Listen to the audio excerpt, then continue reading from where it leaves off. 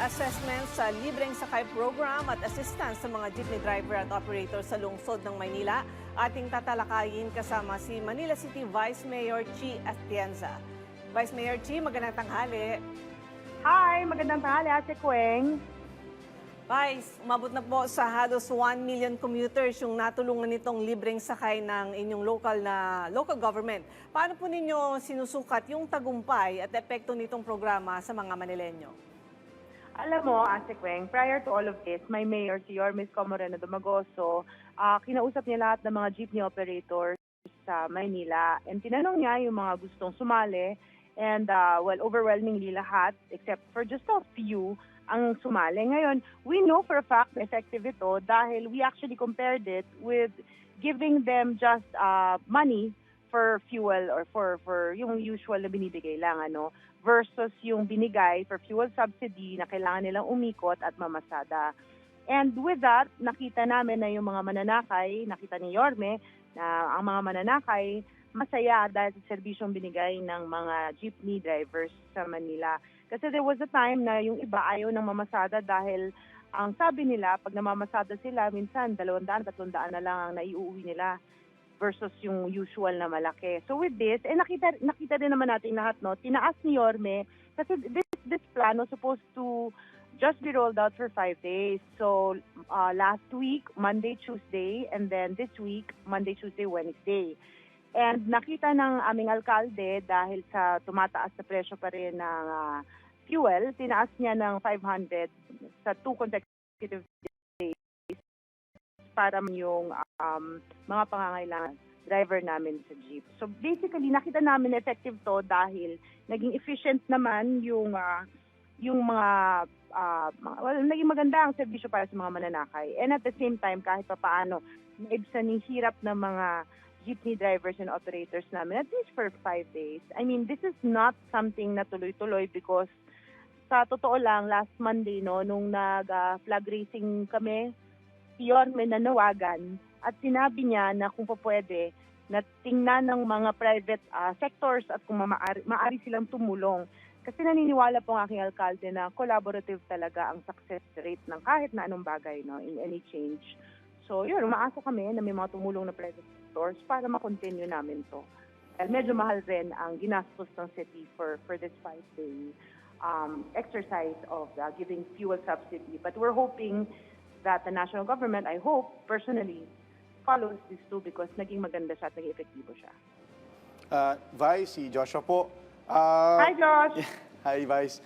At nakita nga po natin na tuloy-tuloy yung pagtaas ng bilang ng mga pasahero hanggang sa huling araw ng programa. At sa kabila nga po ng mataas na demand na ito, bakit po napagdesisyonan ng pamahalaan ng lungsod na huwag muna itong i-extend? At matanong na rin po namin gaano po kalaki ang posibilidad na ibalik nga itong libreng sakay, lalo na sa panahon ng krisis sa fuel prices? Actually, Josh, 991,831 public na na-serve nung SDN ng city government with the leadership of my mayor, Yorme. Ang talaga namang agreement versus 5 rin kami sa Ponto ngayon sa Manila, marami rin yung crisis also segment. But I guess mag-isip ng mga initiative. Siguro, the private sector could also help and support and influence siya. But araw muna dahil siguro naghahanap pa ng pondo ang aming alkalde para kung may mga tours then God willing, tuloy-tuloy siya. So, Vice Mayor... Actually, alam nyo, hindi lamang sektor kasi ng mga jeepney ang mga natulungan ng city government with the leadership of my mayor. Just yesterday, nagkaroon ng forum with the community bakers and nagbigay rin ng subsidy, 25,000 para maibsan yung hirap ng paggawa naman ng mga tinapay sa Maynila. So basically, hindi natin may continue solely for jeepney drivers dahil maraming sektor ang apektado ng krisis na to. But ang importante, nakikita ng gobyerno ang hirap nila at kahit paano nararamdaman nila na buhay ang gobyerno sa Maynila. Vice, kaugnay nito, mahigit 1,000 jeepney drivers naman yung nakinabang dun sa subsidy ng Manila LGU. Gaano po kalaki yung naitulong nito sa kanilang kita at syempre at sa operasyon? Ano yung update sa pamamahagi ng ayudang ito? Hindi, alam mo, nung umpisa nung nag-meeting na si Yorme with operators, ang sinabi nila, hindi na kumikita at all. Tulong na lang. Yung iba namang mga jeepney drivers, ang inuuwi na lang 300 sa kanilang mga pamilya. So dito na na-compute ito kahit paano may naiuwi na tig 1,000 per day. So malaking tulong yun sa kanila. I guess hindi ganoon kahaba kasi limitado rin naman ang pondo namin. But again, sometimes ang sinasabi ng aking alkalde kasi pag may ginawang mabuti at may mga natuwa, kahit paano may tumutulong. So we are hoping na tuloy-tuloy. And I remember last week, nag-issue ng statement si Executive Secretary and he was commending it. And I personally hope na sana ang Department of Transportation, I hope nakita niya epektibo. And I hope personally, ako personal opinion to, sana buong Pilipinas. Dahil malaki ang tulong nito. Kesa magbigay lang ng dole-out. Kasi pag nagbigay ng dole-out, usually ang ginagawa ng iba, tinatago na lang nila. Pero with this kasi, bago mo makuha yung pera, kailangan magtrabaho ka. So with that, na-cover din yung problema ng mga mananakay na hindi na uubos yung mga nasasakyan nilang jeepney sa kalsada. Okay. Vice, bukod naman po sa libreng sakay, despite po ng limited budget, I'm pretty sure meron po kayong long-term support para sa lungsod, mula sa lungsod, para po sa mga chuper at operators na apektado nga po. You know, Josh, ganito yan, this is affected.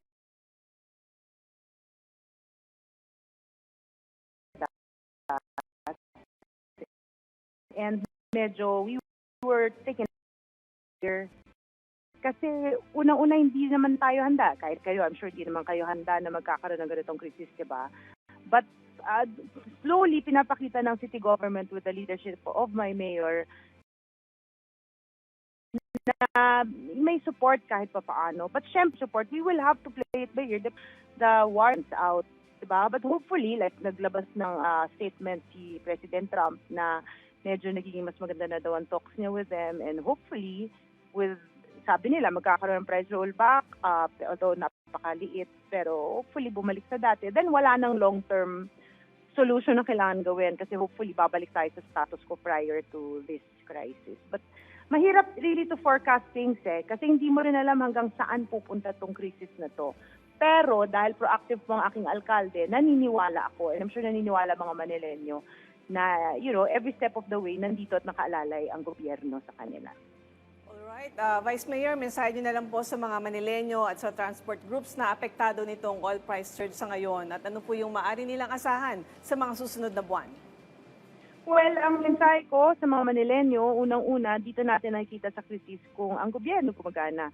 At talaga namang with everything that has happened na nabigla ang lahat, nakita nyo naman ang ating alkalde tumayo talaga together with the city council. Proactive tayo, bilis-kilos tayo para kahit papaano maibsan ang inyong hirap. Although syempre, hindi naman natin kayang gawin lahat in one day. And as I always say, Rome was not built in a day. So makikita nyo, lumalaban ang gobyerno dahil ang alkalde natin ay nandito at nakaalalay. At di lang si alkalde niya, presiding officer, nakaalalay rin ako sa kanyang likuran. Kaya huwag kayong masyadong mangamba. And hopefully this crisis over soon and we go back to the normal programming.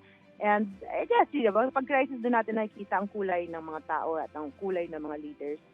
Dapat mga Manileño proud kayo dahil ang ating alkalde ay si Misko Moreno Dumagoso at alam niyong mahal na mahal kayo at may kusa at nakikita niya mga sektor na nahihirapan. And ako as his presiding officer and vice mayor, I will continuously support him together with the city council. Alright, maraming salamat po sa inyong oras, Manila Vice Mayor Chi Atienza. Thank you, Vice.